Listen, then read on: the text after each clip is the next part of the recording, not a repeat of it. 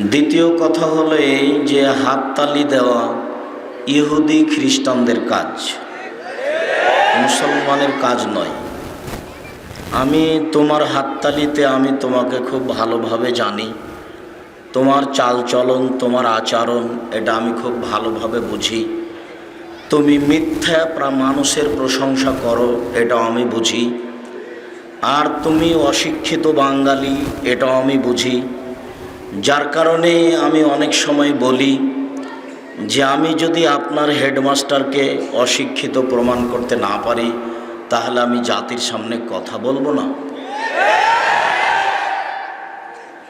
তো আপনি হাততালি দিবেন আর মনে করবেন আমি একজন শিক্ষিত মানুষ, কাউকে ধন্যবাদ জানালাম, তাহলে তো আসলে আপনি কিভাবে শিক্ষিত মানুষ?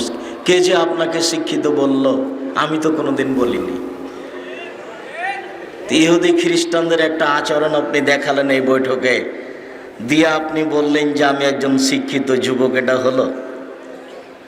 আল্লাহর নবী বলছেন খালিফুল ইয়াহুদ আল মুশরিকিন, তোমরা ইহুদি খ্রিস্টান এবং হিন্দুদের নিয়ম নীতি কাজকর্ম চাল চলনের বিরোধিতা করো।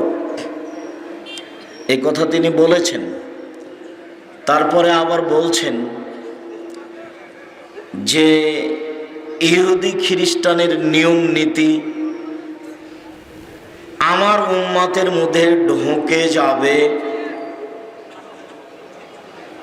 ডান পা যেমন, ডান পায়ের জুতা যেমন বাম পায়ের সমান, এইটা যেমন সমান সমান, তেমনি ইহুদিরা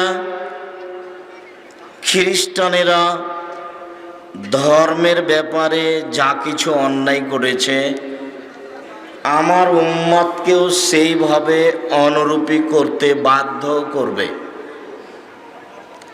আবার বলেছেন যে এক বিঘত যেমন আর এক বিঘতের সমান, এই দুটা যেমন সমান সমান, আমার উম্মত ও ইহুদিদের সাথে মিলে যাওয়াতে, ওদের চাল চলন গ্রহণ করাতে সমান সমান। আবার তিনি বললেন যে আমার উম্মত ইহুদিদের সাথে এমনভাবে মিলে যাবে, খ্রিস্টানের সাথে এমনভাবে মিলে যাবে, চাল চলনে, কথাবার্তায়, লেনদেন, অফিস আদালত, কোর্ট কাচারি, কথা কর্মে, ওরা যদি কেউ মায়ের সাথে জেনা করে থাকে তাহলে ওদের মতো হুবাহু হতে গিয়ে আমার উম্মত মায়ের সাথে জেনা করবে। হাদিস বুখারী মুসলিম। তোমার হাততালি দেখে আমার মনে পড়ল, তাই তোমাকে সূচনাতে এ কথা বলছি। আমি দুঃখিত। দীর্ঘদিন থেকে এই গ্রামের নাম কি? ধুকুরিয়া সাতলাঠি। আমাকে নিয়ে আসার জন্য চেষ্টা চালাচ্ছেন। এমনটা দুর্বল আচরণ আমি আজ করলে এটাও নাকচ করতাম। ভুল হিসাব। আমি আব্দুর রাজ্জাক বিন ইউসুফ আপনাদেরকে আবারও চেনার জন্য অনুরোধ জানাচ্ছি। আল্লাহে আল্লাহর কসম, আল্লাহে আল্লাহর কসম, আল্লাহে আল্লাহর কসম, 90 সাল থেকে নিয়ে এখন পর্যন্ত আমি কোনোদিন অপ্রয়োজনীয় বাক্য বলিনি। 90 সাল থেকে নিয়ে এখন পর্যন্ত আমি কোনোদিন কেচ্ছা কাহিনী বলিনি। 90 সাল থেকে নিয়ে এখন পর্যন্ত আমি কোনোদিন কারোর বিরুদ্ধে কোনো বাক্য বলিনি। দীর্ঘ 31 বছরের বক্তব্যে যদি কোনোদিন দেখা যায় যে কোনো একটা বক্তব্য মাযহাবের বিরুদ্ধে হয়েছে, তাহলে আমি কোনোদিন আর কথা বলবো না।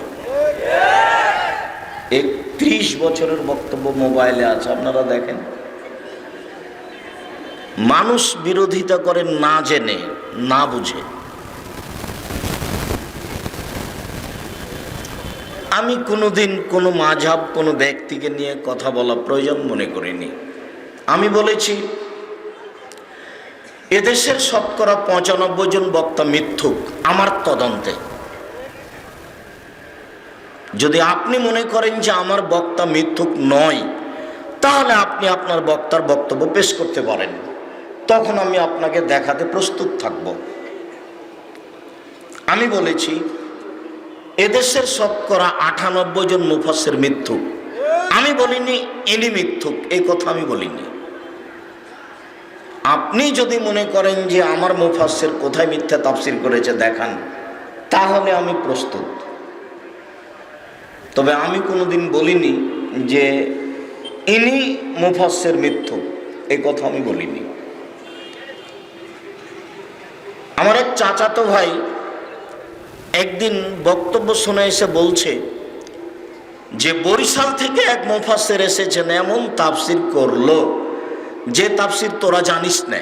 তা আমি বললাম যে ভাইজান বলেন কি বলল? না, যা বলেছে তা তোরা জানিস না। আচ্ছা বলেন তো কি বলল? না, তোরা জানিস না তো কি বলবো? আচ্ছা বলেন তো কিছু। তা আমাকে বলছে যে আদম আলাইহিস সালাম ঘুম থেকে উঠে দেখলেন যে পাশে একজন সুন্দরী নারী, তা হাত বাড়াতে গেলেন, নিজে হতে একজন পুরুষ মানুষ। তখন ফেরেশতাগণ বলছেন থামেন। তো আদম আলাইহিস সালাম বলছেন কেন? তো ফেরেশতাগণ বলছেন মোহর দিতে হবে। তো আদম আলাইহিস সালাম বলছেন মোহর আবার কি? তখন ফেরেশতাগণ বলছেন যে মুহাম্মদ সাল্লাল্লাহু আলাইহি সাল্লামের উপরে 1000 বার দুরূদ পড়ে দিতে হবে, এটা হলো মোহর। আপনি 1000 বার দুরূদ পড়েন মুহাম্মাদের উপরে, তাহলে আপনার জন্য বউ হালাল হবে। তো পৃথিবীর সবচেয়ে বড় শিক্ষিত মানুষ হলেন আদম আলাইহিস সালাম। আল্লাহ বলছেন যে আদমকে আমি সব কিছু শিখিয়ে দিয়েছি। পৃথিবীতে এমন কিছু ছিল না, ছোট বড়, যেটা আমি আদমকে শিখিয়ে দিইনি। এমন কোনো গাছ, এমন কোনো জিনিস ছিল না সেইটা কি কাজে লাগবে সেটা আমি বলে দিইনি। সব আদমকে আমি বলে দিয়েছি। কোরআন মাজিদের ভাষাতে বোঝা যাচ্ছে যে পৃথিবীতে আদম আলাইহিস সালাম সবচেয়ে বড় শিক্ষিত মানুষ, যিনি সব কিছুই জানতেন, যিনি সব কিছুই বুঝতেন। আল্লাহ বলছেন যে কুল্লাহা, আমি সব শিখিয়েছি। এমন কোনো কিছু ছিল না পৃথিবীতে যেটা আদম জানতেন না। তো যিনি সব কিছু জানতেন, তিনি নিজের বউ কিভাবে হালাল করতে হবে সেটাই জানতেন না। হুজুর এইভাবে তাফসীর করে? চাঁপাইনবাবগঞ্জের ভাষাতে হুজুরের মরা দরকার। যে মানুষ সবই জানেন, সে মানুষ বউ হালাল করতে হবে কিভাবে সেটাই জানেন না। তাই ঘুম থেকে উঠে হাত বাড়ালেন, ফেরেশতা বললেন থামেন। তো আদম আলাইহিস সালাম বললেন কেন? তো ফেরেশতা বললেন মোহর দিতে হবে। তো আদম আলাইহিস সালাম বললেন মোহর কি জিনিস আমি তো বুঝলাম না। তো বলছে যে মুহাম্মাদের উপরে 1000 বার দুরূদ পড়ে দিতে হবে। একবারে নগদ মিথ্যে, একবারে নগদ মিথ্যে। কোরআন মাজিদটা দেন আমার কাছে। একাধিক দিন দেখিয়েছি, আজকে দেখানোর প্রয়োজন নাই। তবু সূচনার কথা কিছু এরকম এসেছে, সেই জন্য গায়ে লেখা আছে কোরআন শরীফ। অবশ্যই কোরআন শরীফ নয়। আল্লাহ বলেছেন, উপরে লেখা আছে আল কোরআনুল আজিম, এটা ঠিক আছে। আল কোরআনুল কারিম, এটা ঠিক আছে। কোরআন মাজিদ, এটা ঠিক আছে। কোরআন হাকিম, এটা ঠিক আছে। কোরআন ফুরকান, এটা ঠিক আছে। কিন্তু কোরআন শরীফ তো হবে না। এরপরেও তো চলছে, যেটা দীর্ঘদিন থেকে দেখে আসছি। বাংলাতে লেখা আছে কোরআন শরীফ খতমের দোয়া, কোরআনের গায়ে লেখা আছে। আমি 31 বছর থেকে বলছে যে এই দোয়া মিথ্যে, মানুষের বানানো। কোরআন মাজিদ শেষ করলে এই দোয়া পড়তে হবে, এই কথা মুহাম্মদ সাল্লাল্লাহু আলাইহি সাল্লাম বলেননি। কোনো দিন যদি প্রমাণ হয়ে যায়, সেদিন থেকে আমি আব্দুর রাজ্জাক বিন ইউসুফ অন্তত জাতির সামনে যাব না। সেদিন থেকে আমি বাড়িতে ঢুকে যাব, জাতির সামনে আর কোনোদিন দিন ধর্ম নিয়ে আমি আসবো না। 1 পৃষ্ঠা মানুষের বানানো দোয়া, মানুষের বানানো দোয়া কোরআন মাজিদের গায়ে লেখা আছে। শতকরা 95 জন বক্তা মিথ্যুক, শতকরা 98 জন মুফাসসির মিথ্যুক। সামাজিক বিবরণ নয়। যেমন আপনাকে আমি বললাম যে আপনারা ভালো থাকেন, তা আপনারা কি আল্লাহ যে ভালো থাকবেন? না আমি বলবো যে আল্লাহ আপনাদেরকে ভালো রাখুক? কোনটা? এই ছেলে বসে আছে কোনো গায়ে হাত দিয়ে, কোনটা হবে গো বলো? আপনারা ভালো থাকেন এটা হবে, না আল্লাহ আপনাদেরকে ভালো রাখুক? আপনারাকে যদি বলি যে আপনারা ভালো থাকেন, তা আপনারা কখন কখন নিজে নিজে আল্লাহ হয়ে গেলেন নাকি? নাউজুবিল্লাহ মিন যালিক। আপনারা ভালো থাকার কি? আপনারা কি ভালো থাকবেন মানে কে? আপনারা এমন ভালো থাকবেন? আপনারা কি এমন ভালো রাখবেন? আল্লাহ ভালো রাখবেন, আল্লাহ।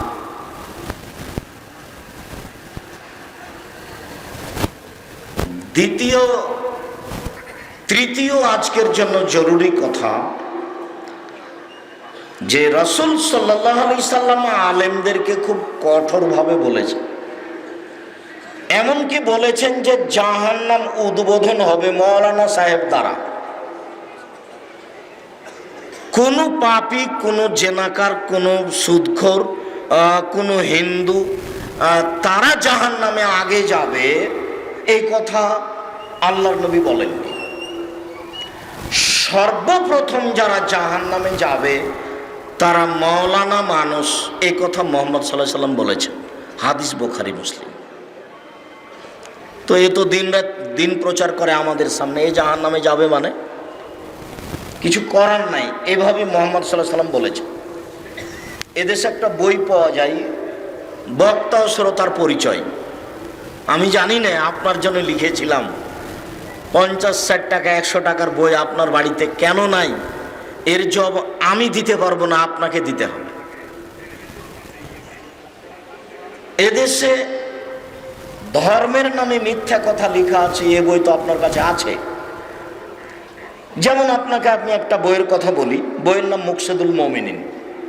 তার একটা হেডলাইন যে অবিবাহিত ছেলে মেয়ের পড়া নিষেধ। হেডলাইনটা কি? অবিবাহিত ছেলে মেয়ের পড়া নিষেধ। হেডলাইন যে দেখে সেই পড়ে, যে দেখে সে পড়তে চায়। মানে হেডলাইনই ঠিক হয়নি।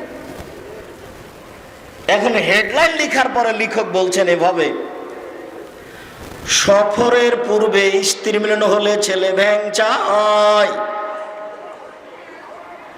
চন্দ্র সূর্য গ্রহণের সময় স্ত্রী মিলন হলে ছেলে টেরা হয়, ভরা পেটে স্ত্রী মিলন হলে ছেলে কানা হয়। আল্লাহর হস্তে, আল্লাহর কসম, আল্লাহর কসম, আল্লাহে আল্লাহর কসম, হেডলাইন শুরু হওয়ার পরে শেষ পর্যন্ত একটা কথাও সত্য নয়, সবই মিথ্যা। বইও যেমন, বক্তাও তেমন, লেখকও তেমন। আমার উপরে মন খারাপ করে কোনো লাভ নেই। আমার উপরে মন খারাপ করলেন, কিছু গালি দিলেন, কিছু একটা ঘটালেন, সেটা আপনার জন্য কাঁটা হবে ইহকালে, কাঁটা হবে পরকালে। তখন আপনি ইহকালও ধ্বংস হবেন, পরকালও ধ্বংস হবেন। আল্লাহর কসম, আল্লাহে আল্লাহর কসম, আল্লাহে আল্লাহর কসম, 31 বছর আমি কোনোদিন অপ্রয়োজনীয় বাক্য বলিনি। 31 বছর আমি কোনোদিন কিস্সা কাহিনী বলিনি।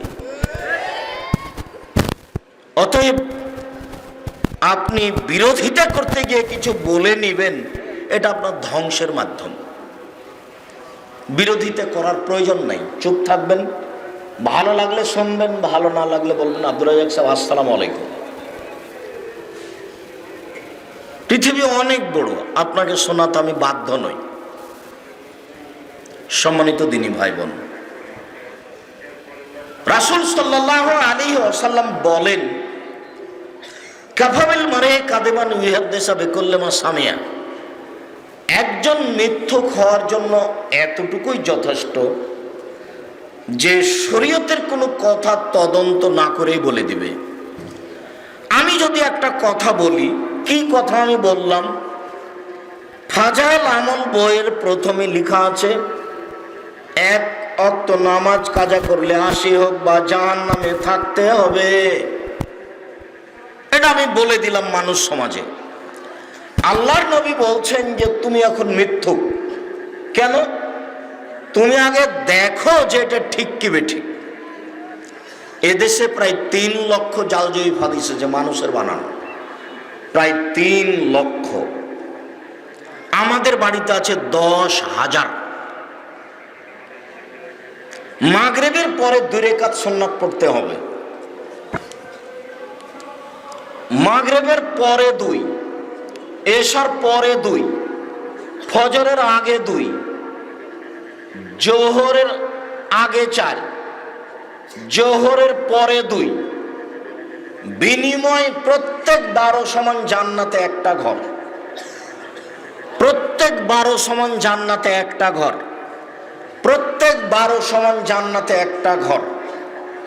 মাগরিবের পরে 2 রাকাত সালাত আপনি আদায় করেন, কিন্তু 6 রাকাত যদি পড়েন সালাতুল আওয়াবিন, তখন আর হলো না, সব কিছু গেছে,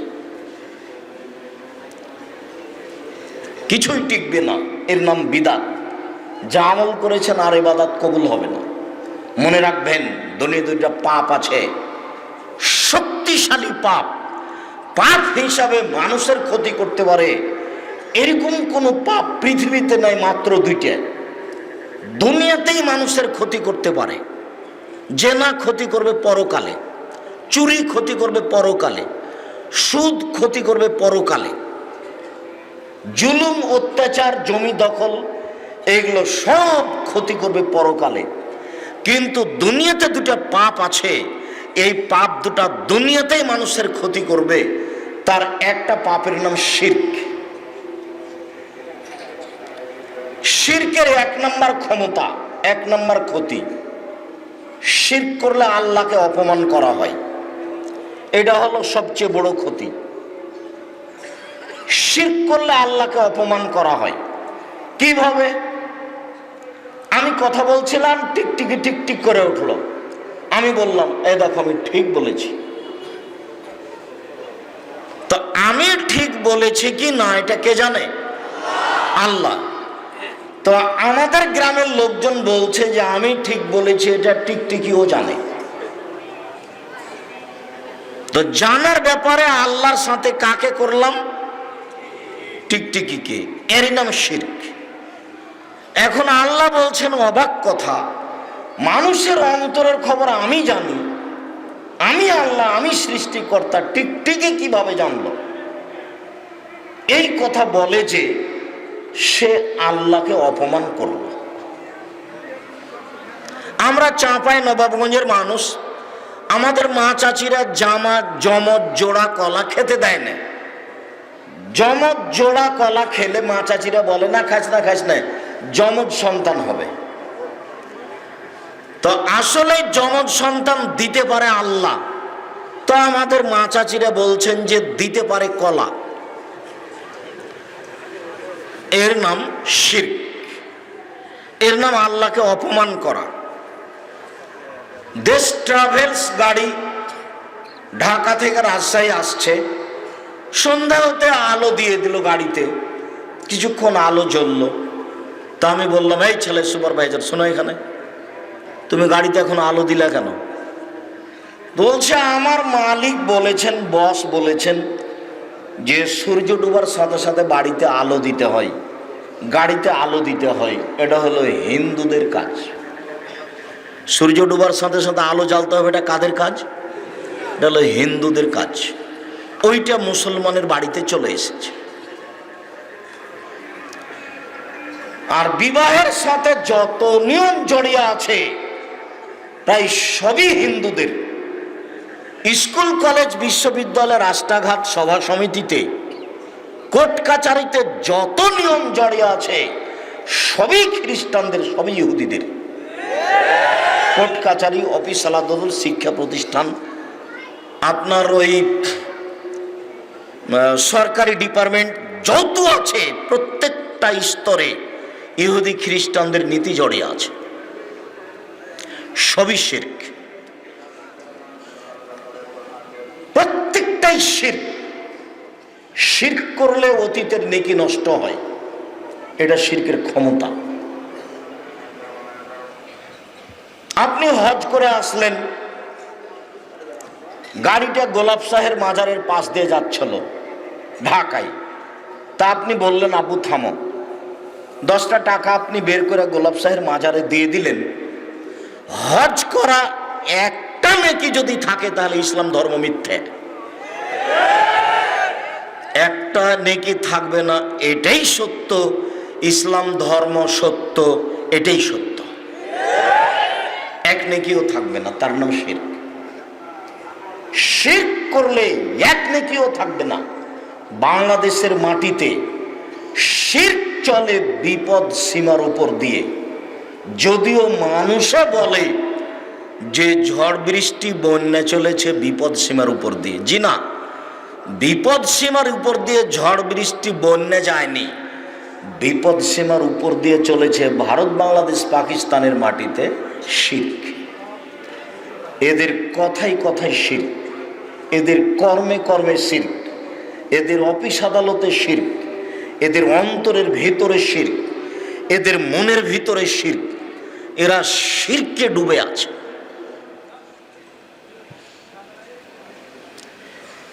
এরা শিষ্টাচার জন্মগতভাবে উল্টা। ভারত, বাংলাদেশ, পাকিস্তানের মাটির ছেলে মেয়ে জন্মগতভাবে উল্টা। 1 মিনিট, ভারত, বাংলাদেশ, পাকিস্তানের জন্মগতভাবে স্বভাবই উল্টা। তার প্রমাণ, একটা দুষ্ট ছেলে জোরে সাইকেল চালিয়ে যাচ্ছে, তো একটা ইটে ধাক্কা লেগে পড়ে গেছে, পড়ে গিয়ে ছাল চামড়া উঠে গেছে, উঠে গালি দিচ্ছে যে অমুকের বাচ্চা অমুক ইট রেখেছে বা কে ইট রেখেছে। সৌদি আরবের একটা ছেলে, দুষ্ট ছেলে, সাইকেলে চড়ে জোরে চলে যাচ্ছে, যেতে যেতে ইটে ধাক্কা খেয়ে উল্টে পড়ে গেছে। উল্টে পড়ে গিয়ে লাফ দিয়ে উঠে বলছে যে তাওয়াক্কালতু আলাল্লাহ, আমি আল্লাহর উপরে ভরসা রাখি, লা হাওলা ওয়ালা কুওয়াতা ইল্লা বিল্লাহ। বাহ্যিকভাবে আন্তরিকভাবে নড়াচড়া করার কোনো শক্তি নাই, আল্লাহর শক্তি শক্তি। ওই ছেলেটা এ বলছে আর এই ছেলেটা এ বলছে।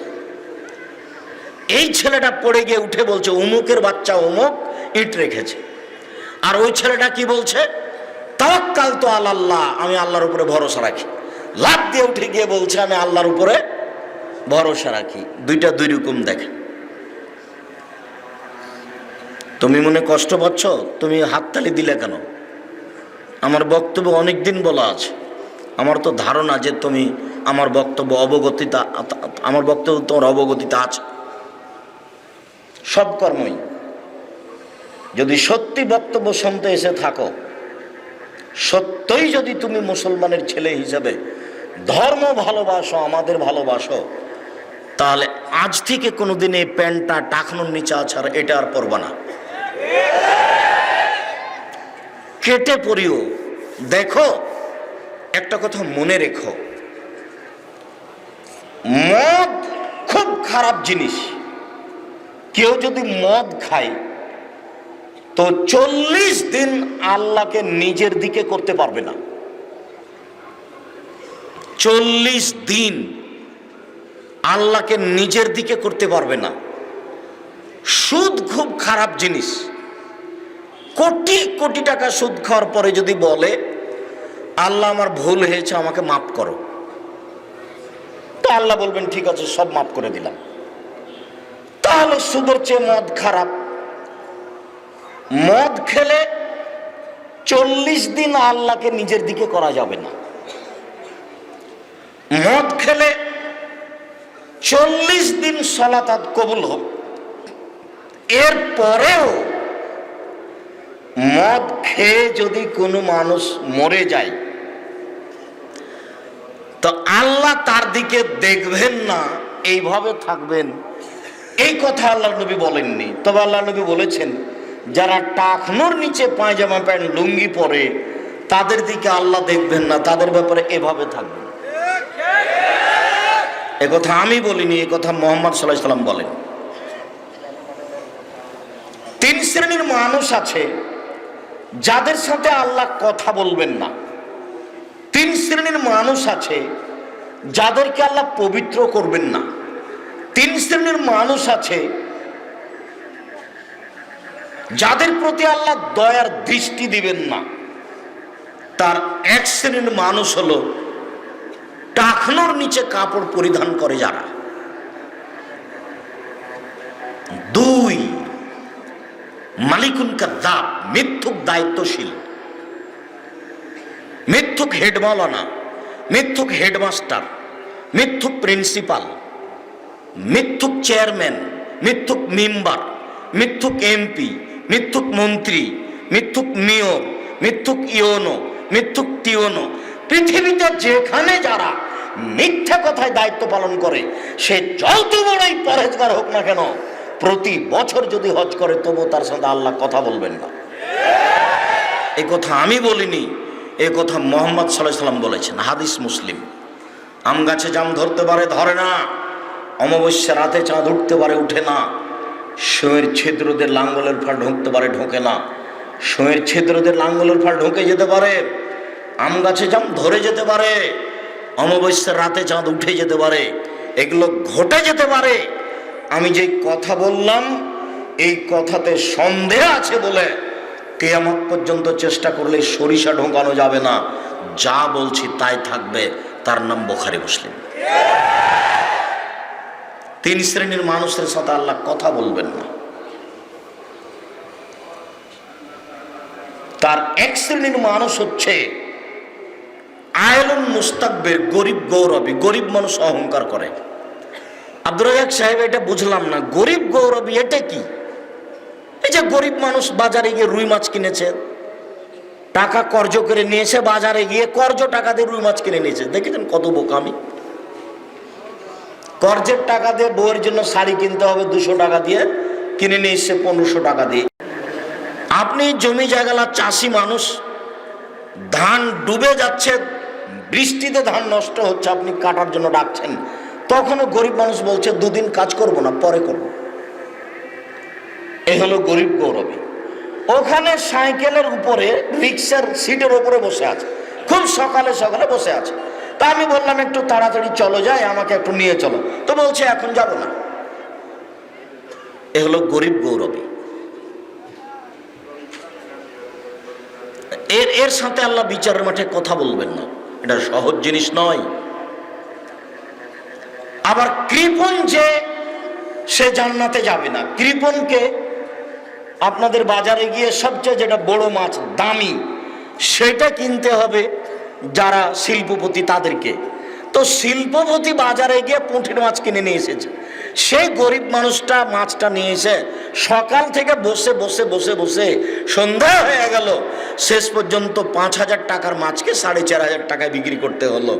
আসলে কিনতে হতো ওই শিল্পপতি যে কিনে নিয়ে গেছে পুঁটির মাছ, তাকে। বুঝাতে পারলাম না কথা মনে হয়? এখন এই শিল্পপতি আর জান্নাতে যাবে না। এ হলো কৃপণ। আর এই মাছটা যদি গরিব মানুষ কিনে নিয়ে যায়, তাহলে ওর সাথে আর আল্লাহ কথাই বলবেন না। বুঝাতে পারলাম না কথা মনে হয়? এসব নিয়ম কানুন আমি বলিনি, এসব নিয়ম কানুন কে বলেছেন? মুহাম্মদ সাল্লাল্লাহু আলাইহি সাল্লাম বলেছেন। এতে আমার ব্যক্তিগতভাবে কিছু করার নেই। আপনারা মুরব্বী মানুষ, আমি কষ্ট দিতেও চাই না, কিন্তু বেঞ্চ টেবিলগুলো একটু পিছিয়ে সরাতে পারলে ভালো হতো। এটা কি সহজ? 1 মিনিট আমি দেরি করি, কষ্ট না হলে আপনারা একটু পিছনে সরিয়ে নেন। ওই পিছনেরটা আগে পিছিয়ে সরাতে হবে। আর আমাদের ছেলেরা যারা 7 লাঠির ছেলেরা যারা দায়িত্ব পালন করছে, 1 বছর থেকে 5 বছর থেকে আমাকে নিয়ে আসার জন্য চেষ্টা চালাচ্ছ, তোমাদের কিন্তু প্রস্তুতি ভালো নয়। সামনে যদি জায়গা থাকে, এরপরে যদি 2 দিকে মানুষ দাঁড়িয়ে থাকে, তাহলে এর জন্য তোমরা দায়ী, আর যদি দাঁড়িয়ে না জায়গা না থাকে তো কিছুক্ষণ আমি আপনাদেরকে দাঁড়িয়ে থাকার জন্য অনুরোধ জানাচ্ছি। আমি আপনাদের কষ্ট দিব না। যে যেখানে আছেন বসে থাকতে পান আর না পান, দাঁড়িয়ে হোক বসে হোক, কিছুক্ষণ অপেক্ষা করবেন। এখন যদি পরিচালনা কমিটির কাছে আমরা দাবি জানাই যে আমাদের বসার ব্যবস্থা করে দেন, তাহলে কি তারা পারবে? পারবে না। তাহলে এইটুকু ধৈর্যের পরিচয় আপনাদের দিতে হবে। ধৈর্যের কথা জীবনে খুব পড়লাম, কিন্তু ধৈর্য কি জিনিস তা বুঝে দেখলাম না। আমি নিজের কথা বলছি যে কোনো সময় তো মনে হয় যে একটা কথা বলে দিলাম, তো ধৈর্যের পরিচয় তো এটা নয়। আল্লাহ তাআলা আমাদের নবীকে বলছেন ফাসবির সাবরান জামিলা, মুহাম্মদ সাল্লাল্লাহু আলাইহি সাল্লাম আপনি সুন্দর ধৈর্য ধারণ করুন। তো সুন্দর ধৈর্য কি? মুখোমুখি আপনি আমাকে এক থাপ্পড় মেরেছেন, আপনাকে এক থাপ্পড় মেরে নিলাম, বা আমি বললাম যে খুব গালিগোলজ করলাম থাপ্পড় মারতে না পেরে, গালিগোলজ করার পরে 2-3 দিন পরে বলছি যাক মেরেছে আর কিছু বলবো না, যাক মেরেছে আর কিছু বলবো না, কোর্ট কাছারিতে যাব না, তার নাম কি ধৈর্য? কয়েকদিন গালি দেওয়ার পরে বলছে যে ধৈর্য ধারণ করি। একটা বড় ছেলে মারা গেছে, বাপ মা চিল্লাচিল্লি করলো, ওরে আমার অমুক, ওরে আমার অমুক। 1 সপ্তাহ কান্নাকাটি করার পরে বলছে যাক আল্লাহর মার আল্লাহ নিয়েছে, ধৈর্য ধারণ করি। এর নাম কি ধৈর্য? ধৈর্য কি জিনিস? একটু প্রয়োজন হলো, একজন বললো চলো দোস্ত চা খেয়ে আসি, চলে গেল, এর নাম কি ধৈর্য? একটু সুযোগ পেতে আরেকজনের সাথে গল্প করছে, এর নাম কি ধৈর্য? একটু ধৈর্যের পরিচয় দিতে হবে। ছেলেরা তোমরা যদি গরম পানি আনতে পারো আনো, না হলে পানিটা দিও তো একটু। এটা সম্মানিত দিনী ভাই বোন, আমি বলছিলাম আর একটু বলে এখান থেকে সরে যাব। রাসূল সাল্লাল্লাহু আলাইহি সাল্লাম বললেন বাল্লিগু আন্নী ওয়ালাউ আয়া, পৃথিবীর মানুষ আমার একটা কথা জানা থাকলে অন্যকে বলো। এটা আল্লাহ রাসূলের আদেশ। আমার একটা কথা জানা থাকলে অন্যকে বলো। আপনার কি জানা আছে? ডান হাতে পানি পান করতে হবে, এটা আপনার জানা আছে। কেন? বাম হাতে শয়তান খায়। আব্দুল্লাহ ইবনে উমর রাদিয়াল্লাহু তাআলা আনহু বলেন রাসূল সাল্লাল্লাহু আলাইহি সাল্লাম বলেছেন পৃথিবীর মানুষ লা ইয়াকুলুন্না আহাদুকুম বিশিমালিহি ওয়া লা ইয়াশরাবু বিহা, অবশ্যই তোমাদের কোনো ব্যক্তি যেন ডান হাতে না খায়, ডান হাতে পানি পান না করে। কেন? ফাইন্না শায়তানা ইয়াকুলু বিশিমালিহি ওয়া ইয়াশরাবু বিহা, নিশ্চয় শয়তান বাম হাতে খায়, বাম হাতে পান করে। এমনকি ভাত খেতে বসে গিলাসটা বাম হাতে ধরে ডান হাত নিচে লাগিয়ে দিয়ে পানি খাওয়াও নাজায়েজ, চলবে না। ডান হাতেই গিলাস ধরতে হবে, আপনি বাধ্য। উচ্ছিষ্ট ভাত গিলাসে লেগে যাবে যে, তো আঙুল চেটে খান, আর না হলে খেজুর খান, তাহলে তার হলো না। বাম হাতের কোনো সুযোগ নেই খাওয়াতে। দুনিয়ার মানুষ খাচ্ছে যে হাজারো মানুষ খাচ্ছে, মানুষ যত শয়তান তার চেয়ে বেশি। তো মানুষই তো শয়তানের আচরণ করবে। আল্লাহ রাসূল তো এ কথা বলছেন, আল্লাহ এ কথা বলছেন। বুঝে না ওরা অন্তর আছে, বুঝে না। দেখেও দেখে না ওরা চক্ষু আছে, দেখে না। শুনেও শুনে না ওরা কান আছে, শোনে না। উলাইকা কালানাম, তারা পশু প্রাণীর মতো, তারা গরু ছাগলের মতো, তারা কুকুর শ্রীগালের মতো। ভালো হওয়া যাল, বরং তার চেয়ে খারাপ। মানুষই বাম হাতে পানি পান করবে, মানুষই কুকুর শ্রীগালের চেয়ে খারাপ। এ কথা আমি বলিনি, এ কথা আল্লাহ বলেছেন, এ কথা আমার নয়, এ কথা আল্লাহ বলেছেন। মানুষ কুকুর শ্রীগালের চেয়ে খারাপ, এ কথা আমি বলিনি। তবে এ কথা বলেননি আল্লাহ যে মানুষই কুকুর শ্রীগাল, এ কথা বলেননি। কেন? গরু ছাগল কোনোদিন ধর্মীয় নীতি পালন করতে পারবে না। গরুকে বললাম যে তুমি ধানের খেতে আর যাও না, কিছুক্ষণ পরে আমি গরুকে ছেড়ে দিয়েছি, তো ও আবার কোথায় যাবে? এর আমি বাস্তব দেখাতে আমি বলেছি যে আমার আব্বা নিজে চাষি মানুষ, জমি চাষ করার পরে যখন গরু ছেড়ে দিতেন তখন আমরা গরু মাঠে নিয়ে থাকতাম, খেলাতাম।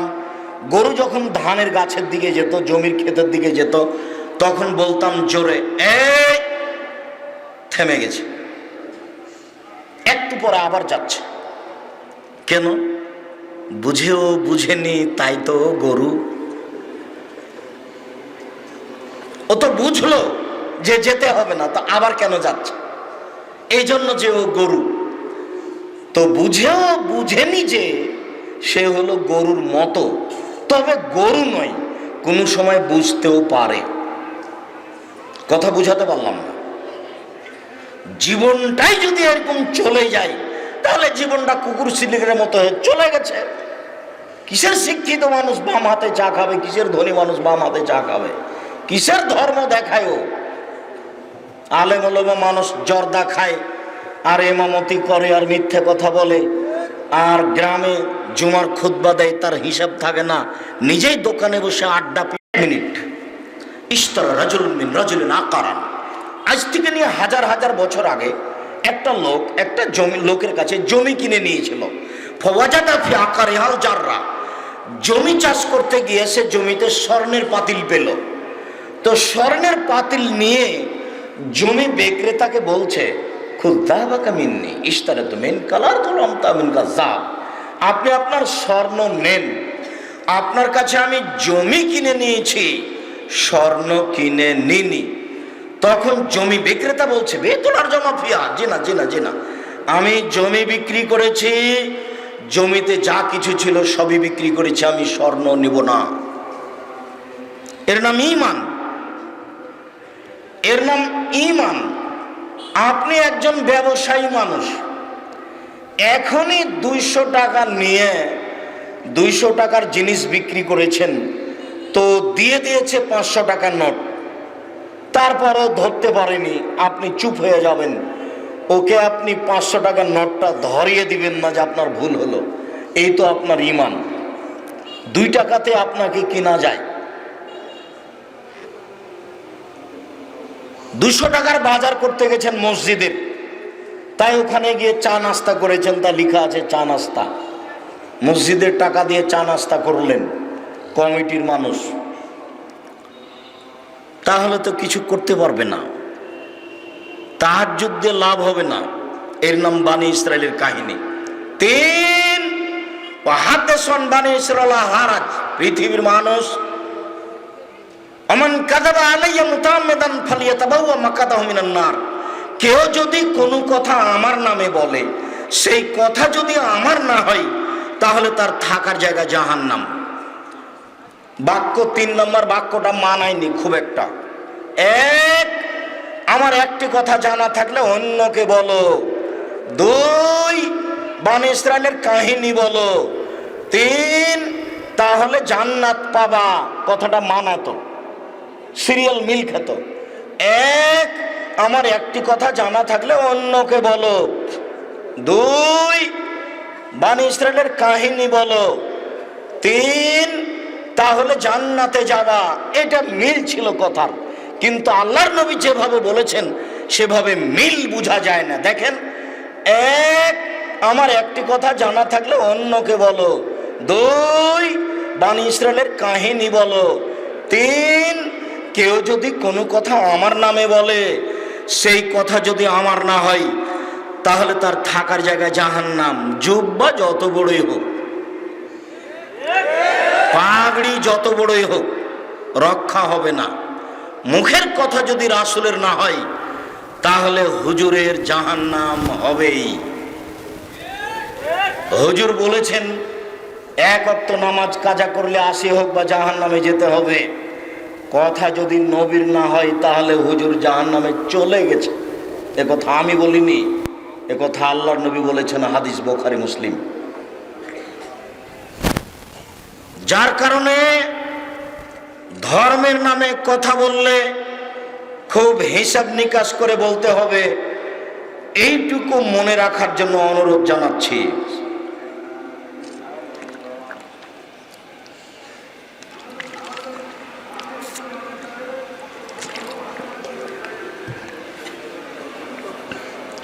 সম্মানিত দিনী ভাই বোন, আমাদের বিষয়ের উপরে আলোচনা করার পূর্বে আরেকটু কথা বলেননি, সেটা হচ্ছে উপস্থিত বৈঠকের দিনী বোন যারা আছে।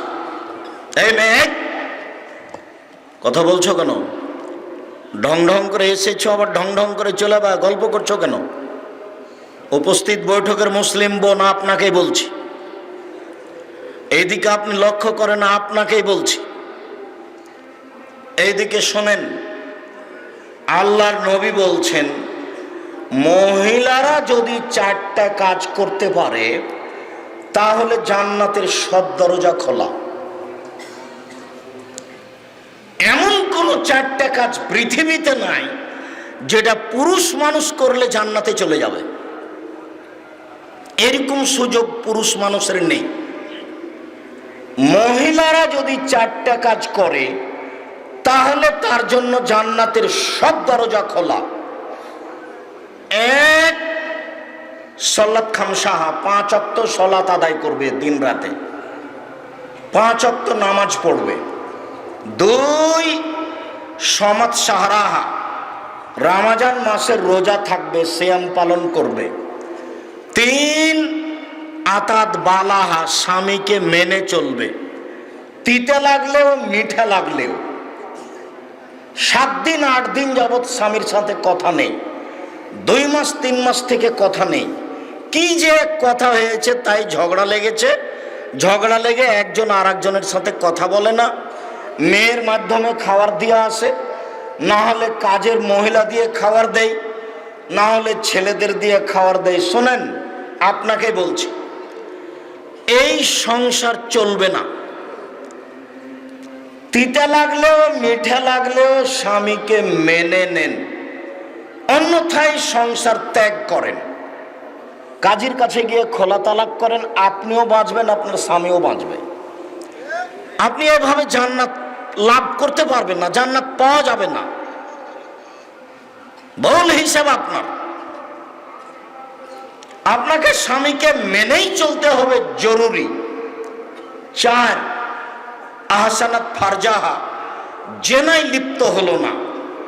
জেনায় যদি লিপ্ত না হয়, এই 4টা কাজ যদিও করতে পারে, জান্নাতের সব দরজা খোলা।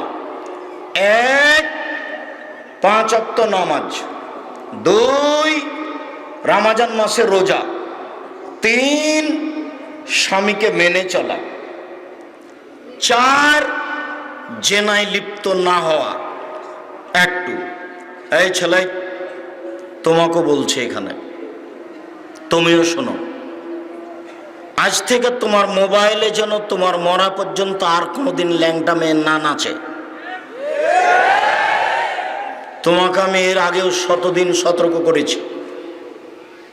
শয়তান তোমাকে প্রত্যেক দিন পাগল বানায়, প্রত্যেক দিন তোমাকে নিয়ে মজাক করে, তোমার মুখের উপরে 2টা লাথি মারে, দিয়ে চলে যায় ল্যাংটা মেয়ে দেখিয়ে। তোমার কলিজা ঠান্ডা করে দেয়, তোমার চক্ষু ঠান্ডা করে দেয়, দিয়ে তোমার মুখে পেশাব করে চলে যায়। ওর নাম শয়তান। ও আল্লাহর সাথে ওয়াদা করেছে, এইভাবে বলেছে, শোনো, এভাবে বলছে, ওয়া ইজ্জাতিকা ওয়া জালালিকা ইরতিফায়ে মাকানিকা,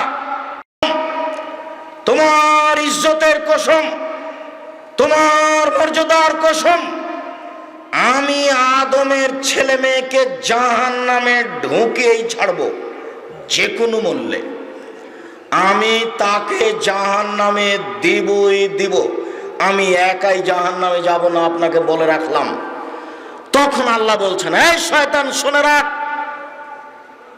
ওয়া ইজ্জতি ওয়া জালালি ওয়া ইরতিফায়ে মাকানি, আমার মর্যাদার কসম করে বলছি, আমার ইজ্জতের কসম করে বলছি, আমার সম্মানের কসম করে বলছি, আদম সন্তান যতবার আমার কাছে ক্ষমা চাইবে ততবার আমি তাকে ক্ষমা করে দিব। দেখি তুই কত দূর যেতে পারিস আর আমার দয়া কত দূর যেতে পারে। তাই নিজের পরিচয় দিয়ে তিনি বলেছেন, ইবনে আদম, আদমের ছেলে মেয়ে, মনে রেখো, মা দাওয়াতানি ওয়া রাজাউতানি, তুমি আমাকে যেভাবে ডাকো আমি সেভাবে থাকি, তুমি আমার উপরে যেভাবে আশা পোষণ করো আমি সেভাবে পূর্ণ করে থাকি। হাদিসে কুদসি, মানে আল্লাহ বলছে, আদমের ছেলে মেয়ে শোনো, তোমরা আমাকে যেভাবে ডাকো আমি সেভাবে থাকি, তোমরা যেভাবে আশা পোষণ করো আমি সেভাবে পূর্ণ করে থাকি। আমি তোমাকে ক্ষমা করে দিলাম, আলা উবালি, আমি পরোয়া করি না তুমি কত বড় পাপী, আমি পরোয়া করি না তুমি কত বড় পাপী, আমি পরোয়া করি না তুমি কত বড় পাপী। তুমি ক্ষমার কথা বললে আমি ক্ষমা করে দিব। শয়তান ও কথা বলছে আর আল্লাহ এই কথা বলছে। শুনে রাখো যুবক, তোমাকে বলছি, আজ থেকে নিয়ে তোমার জীবদ্দশা আর কোনোদিন যেন তোমার মোবাইলে কোনোদিন ল্যাংটা মেয়ে না নাচে। শোনো, উপস্থিত বৈঠকের মুসলিম বোন শুনে রাখেন, আজ থেকে যদি আপনি জেনা বন্ধ করতে পারেন, আব্দুর রাজাক সাহেব, আমার 3টে ঠিকই আছে। 1, আমি 5 ওয়াক্ত নামাজ পড়ি। 2, আমি রোজা থাকি। 3, আমি স্বামীকে মেনে চলি। 4, ছাত্রী জীবনে আমার জেনা হয়েছিল বা কোনোদিন এরকম ঘটনা ঘটে গেছে। আপনাকে আমি বলছি, আপনি এই পাপ বন্ধ করে দেন। আল্লাহ তাআলা বলছেন, ওয়ানাহা নাফসা আনিল হাওয়া ফাইনাল জান্নাতে হিয়াল মাওয়া। আদম সন্তান, মনে রাখো, কেউ যদি তার আত্মাকে নিজেকে অশ্লীল কাজ থেকে ঠেকাতে পারে, আমি আল্লাহ তাকে জান্নাতুল মাওয়া দিয়ে দিলাম। অশ্লীল কাজ থেকে নিজেকে ঠেকানোর ফলাফল অনেক বড়। অশ্লীল কাজ থেকে নিজেকে ঠেকানোর ফলাফল অনেক বড়। অতএব 4টা কাজ করলে আপনি জান্নাতে যেতে পারবেন, এই কথাটা আপনি মনে রাখেন। উপস্থিত বৈঠকের দিনই ভাই বোন শুনে রাখেন, নারীদের মর্যাদা চিরদিনই ভিন্ন পুরুষদের চেয়ে। আল্লাহর নবী বলছেন, কেউ যদি 2টা মেয়ের লালন পালন করে, 2টা মেয়ের সন্তান হলো, শিক্ষা দীক্ষা দিল, বিবাহ শাদী দিয়ে দিল, দায়িত্ব পালন করলো, সেই বাপ আর আমি জান্নাতে একসাথে থাকব। তখন আঙ্গুল দুটি এইভাবে দেখালেন, তর্জনী আর মধ্যমা, কিন্তু জমা করে দিলেন। আবার বললেন, পৃথিবীর মানুষ শুনে রেখো, কেউ যদি এতিমের লালন পালন করে তাহলে সে লোক আর আমি জান্নাতে একসাথে থাকব। তখনও তিনি তর্জনী আর মধ্যমা এই 2টো আঙ্গুল দেখালেন, কিন্তু 2টার মধ্যে একটু ফাঁকা রাখলেন। না, বুঝাতে পারিনি। এতিম লালন পালন করা অনেক বড় কাজ। আর একটা কথা বলে রাখি, এই ছেলেই তোমাকে মনে রাখার জন্য বলছি। তোমাকে সেদিন আর একটা কথা বলে গেছিলাম, তোমার মনে আছে কি? বলে গেছিলাম যে বাড়ি থেকে বের হলে খুচরা টাকা নিয়ে বের হবা। তোমার মাকে বলে দিও যে আম্মা, আমার পকেটে 500 টাকা নোট থাকে, ফকির আমার সামনে এসে ভিক্ষে চাই, তা আমার পকেটে তো 500 টাকার নোট। তখন আমি খালি বলি মাফ করো, খালি বলি মাফ করো। আম্মা, ফকিরের কাছে এত মাপ চাইতে আমাকে ভালো লাগে না, আপনি একটা কাজ করিয়েন তো আম্মা, 50 টাকা 100 টাকা খুচরা আমার পকেটে দিয়ে দিয়েন তো। তুমি এভাবে বলে দিও। আপনাকে বলছি, আপনি আপনার স্ত্রীকে বলে দিন, একটু স্বভাব ঢং শিখায়েন। বের হওয়ার সময়তে আমার পকেটে 100-200 টাকা খুচরা টাকা দিয়ে দিও। যত ফকির আসবে সবকে 10 টাকা 20 টাকা করে দিব। 500 টাকার নোট দেওয়া সহজ সম্ভব নয়, বিনিময় জান্নাত।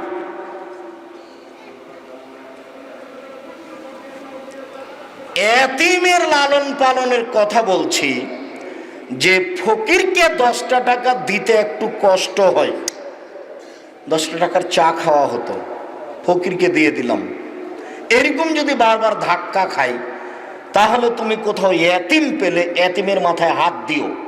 আল্লাহ নবী বলছেন, শোনো, একটা লোক আছে অভিযোগ করছে, আল্লাহর নবী আমার অন্তরটা এত শক্ত, আমার অন্তরটা এত শক্ত, আমার অন্তরটা এত শক্ত যে কাউকে কিছু দিতে চায় না। তখন আল্লাহ রাসূল বলছেন, এই শোনো, ইমসা রাসাক রাস আল ইয়াতিম ইয়ারিক্কু কালবাক, তুমি এতিমের মাথায় হাত দাও, তোমার অন্তরটা নরম হয়ে যাবে। জামিয়া সালাফে রাজশাহীতে 300 জন এতিম আছে। ওদের মানুষ দেওয়ার থাক আর না থাক, ওদেরকে দিয়ে আল্লাহ সব বিপদ পার করে দিবে। এই জন্য এতিম রাখা আছে এতগুলো। 4000-এর বেশি ছেলে মেয়ে আছে, তার 300 জন আছে এতিম ছেলে মেয়ে। জামিয়া সালাফি, ওদের দিয়ে অনেক বিপদ থেকে বাঁচা যায়। আল্লাহ নবী এইভাবেই বলছে, এতিমের মাথায় হাত দিয়ে তাহলে অন্তরটা নরম হয়ে যাবে। এখন তুমি ফকিরকে ভিক্ষা দিতে পারবা। কেউ যদি এতিমের লালন পালন করে, সেই ব্যক্তি আর আমি, মুহাম্মদ সাল্লাল্লাহু আলাইহি ওয়াসাল্লাম বলছেন, জান্নাতে একসাথে থাকবো। একসাথে তখনও তিনি তর্জনী আর মধ্যমা 2টা আঙ্গুল জমা করলেন, কিন্তু 2টা আঙ্গুলের মধ্যে কি করলেন? একটু ফাঁকা রাখলেন। আর কোন বাপ যদি 2টা মেয়ের লালন পালন করে, সেই আর আল্লাহর নবী জান্নাতে থাকবেন। তখনও তর্জনী আর মধ্যমা দেখালেন। তখন কি করে দেখালেন? জমা করে দিয়েছেন। আমি মনে হয় বুঝাতে পারি না। মেয়েদের লালন পালন ভিন্ন জিনিস। আয়েশা রাদিয়াল্লাহু তাআলা আনহা বলছেন, একজন ভিক্ষিকা তার 2টা মেয়ে বাচ্চাকে নিয়ে এসে আমার কাছে খেতে চাইলো। আমি